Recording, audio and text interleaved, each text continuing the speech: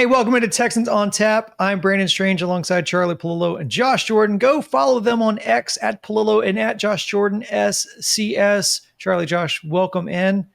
Well, off that incredible fourth quarter comeback versus the Jags, Houston heads to the banks of the Cumberland River to Nissan Stadium, looking to finally get back to not just the 500 mark for the season, but the 500 mark all time in the head-to-head matchup against those culture-thieving one-win Titans.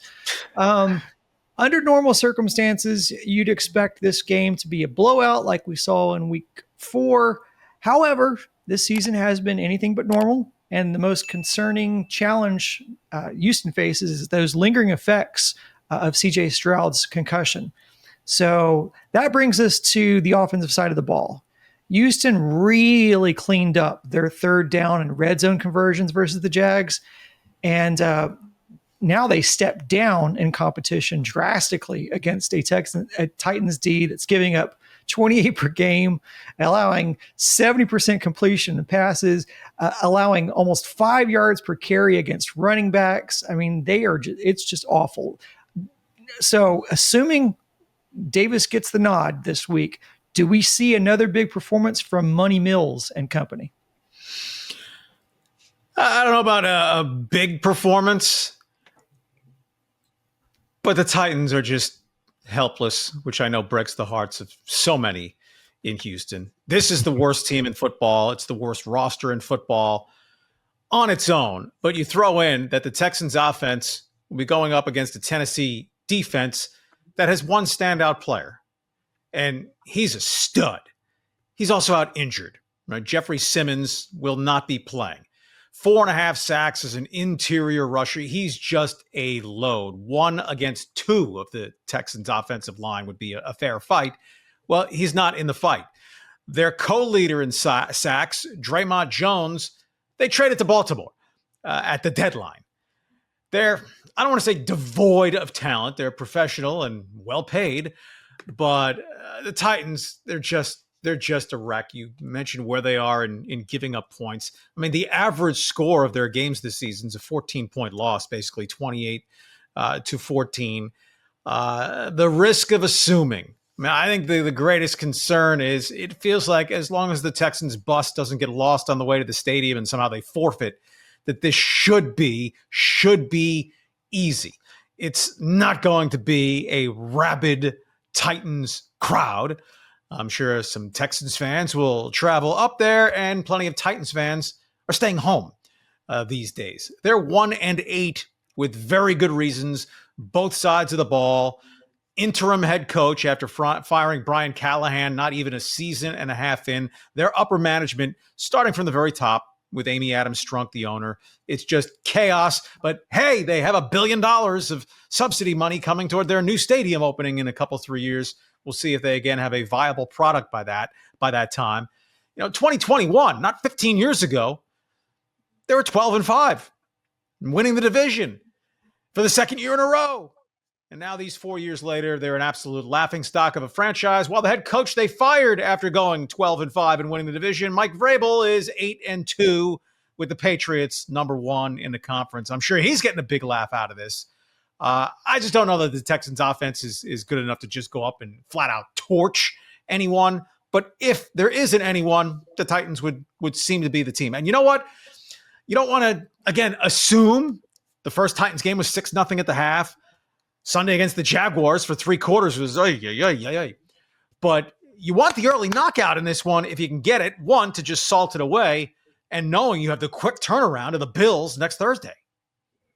Yeah, you do. And the Texans took forever to get going in that game. And hopefully that's not the case this time. But as I look back on that first performance, Woody Marks, 119 total yards, 2 touchdowns. Even Nick Chubb had some decent runs in that game and some good production for him. So I think maybe you lean on the run, especially it appears your offensive line's getting a little bit healthier here. We'll see if they move Titus Howard around. We'll have to check the injury report, but they're getting a lot healthier now. And this could be a good thing. Maybe they can lean on this a little bit. We know the Titans are bad. You don't want Davis Mills to go out there and give them early life and turn over the ball. So just go out there, take what's there on the field. Don't turn the ball over. Lean on your run game. And I think he could come through. Higgins scored, and the last time they played, he only had the one catch, but he scored. Last week's game, we saw Higgins score. So starting to see a little bit of chemistry with him. The second round pick starting to look like a good selection for the Texans, somebody to take a little bit of pressure off of Nico. And of course, you have Nico when all else fails. Third down, you can find Nico, move the chains. I think I'd just like to see Davis Mills don't have a big regression here. Just stay within yourself, get it out of there with a win. Yeah, Josh, we were talking before we got rolling here about the offensive line and just kind of the night and day differences that we were seeing. And again, it's competition for sure, but even still, Davis Mills had some clean pockets to really work with.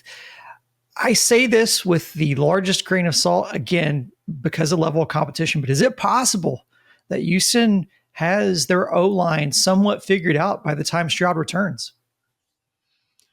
I mean, an upgrade perhaps from what they were playing, if they were a little slow on the uptake and identifying, hey, these turn out to be our 5 best linemen to have on the field as a unit. I guess who is doing the grading, as we discussed a few minutes before showtime? Pro Football Focus gave Trent Brown a failing grade. And, well, we were kind of surprised by that. He didn't stick out as a sore thumb, a 6'8", 370-pound sore thumb. Josh Hines-Allen, negligible impact in the game. Trayvon Walker, not a whole lot of impact in the game. Laken Tomlinson certainly hadn't been very good. Jake Andrews certainly hadn't been very good. So maybe by default, if you're putting someone else in. Jared Patterson, PFF graded him out well. Still a little bit of a job share at left guard. I think to some extent it was they only had one way to go, but up. Yeah, and I mean, them running out all these new offensive linemen last week, I thought was very peculiar.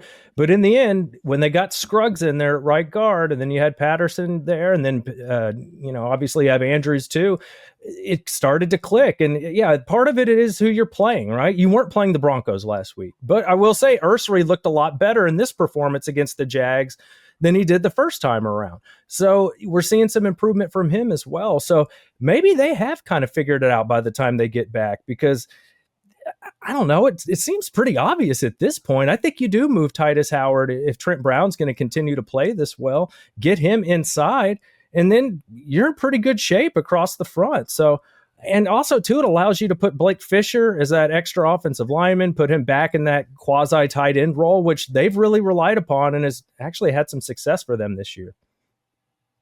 Well, on the other side of the ball, Charlie kind of gave it away. Tennessee also is very ugly offensively. They have averaged 14 points a game, with their high watermark of the season being 22. Cam Ward, when he's not running for his life, has not been good. And this week he'll be running from one of the premier defenses in the league. Do we see this? Do we see a massacre on the field in the same way that this matchup looks on paper? I'm not going to say it'll be a surprise if the Titans score, but the first game was a shutout, and this is as big a mismatch as it gets. It's the worst scoring offense in the league against the Texans, who have the best scoring defense in the league. You talk about Cam Ward. Brownie's been sacked 38 times. He's not completing 60% of his passes. He's basically devoid of weapons in the passing game. Calvin Ridley was their number one. He's out hurt.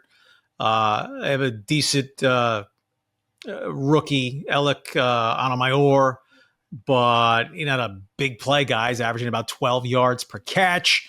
Tony Pollard's a decent back, but their offensive line's no good.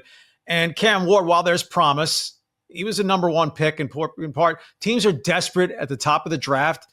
They will reach on some quarterbacks.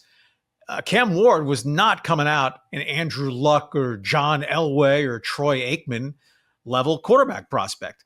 If C.J. Stroud were in the same draft, he would have gone number one, not Cam Ward. Bryce Young probably would have gone number one over Cam Ward. So they just have to hope that they got it right on him, but they need to give him a fighting chance at some point in the next couple of years. Yeah, they do. And The one thing is Charlie hit on, he's been giving up sacks. He's been losing tons of yardage, just the worst in the league. But lately he's starting to figure out like, hey, maybe if I just use my legs here, if it's not there, pick up 4 yards on first down. That's not the end of the world. It's better than taking a sack. He's starting to get a little better at these things. And he better be this weekend against Danielle Hunter and Will Anderson. And we just saw what Danielle Hunter did with the 3.5 sacks and defensive player of the week. Also something to keep in mind. We talked about how Hunter hadn't done a lot until this past game. Well, he had 2 sacks against the Titans. So we might be able to see this, start to snowball a little bit for Danielle Hunter. And Stingley also had a pick in this last game against the Titans. He also had a pick this last week. He's starting to roll. So, yeah, they're going to have their hands full. Tajay Spears, Tony Pollard, they'll try and lean on the run a little bit. But I just think the pass rush is going to be too much.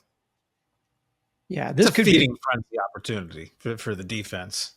Guys are thinking within the team context, chance to pad my stats. Mm-hmm. If I have an incentive bonus, I can make a lot of progress on it in this game. The Titans are the helpless little flies offensively thrown into the spider web that is the Texans defense, and the Texans should absolutely have their way. Yeah, and one of the ways in which they could pad their stats is they are the number 1 scoring defense. We could see this game become a really big blowout should the defense start putting points up on the board. Now, interestingly, Vegas, as I see it, Vegas has the Texans as only 6.5 point favorites. I say that only because on paper this looks like a big match. I think it's they're minus 300, so it's a strong favorite, but only 6.5 in the spread. Our predictions were trash last week, so let's clean it up here. Final predictions for Texans-Titans. I think it's an easy win. My only hesitancy is it seems so obvious this should be an easy win. Barring a combination of crazy variables, every tip ball somehow winds up in Titans' hands. Ball winds up on the ground, it winds up in Titans' hands. One game, you never know. But among all their woes, the Titans are -3 in the takeaway margin. The Texans are +6. Texans 23. I won't pick the shutout. I'll even give the Titans 6. Or maybe they get a late touchdown and go for 2 and miss it. 23-6 Texans. Okay. For me, I'll go 24-13 Texans. I think go ahead. I would say 24-13 Texans. I think they'll win convincingly, but I don't see a lot of points in this game. And I wonder if the Texans could get ahead and take their foot off the gas a little bit, and maybe the Titans get a little garbage time production. Dude, you're reading right off my notes here. I've got it 24-9 for the same reason. I do think they probably put a little mini lead up early, and I think they probably just conservative play call from the rest on just because they can. I think they coast. So yeah, I'll go 24-9 there. Obviously all field goals for Tennessee.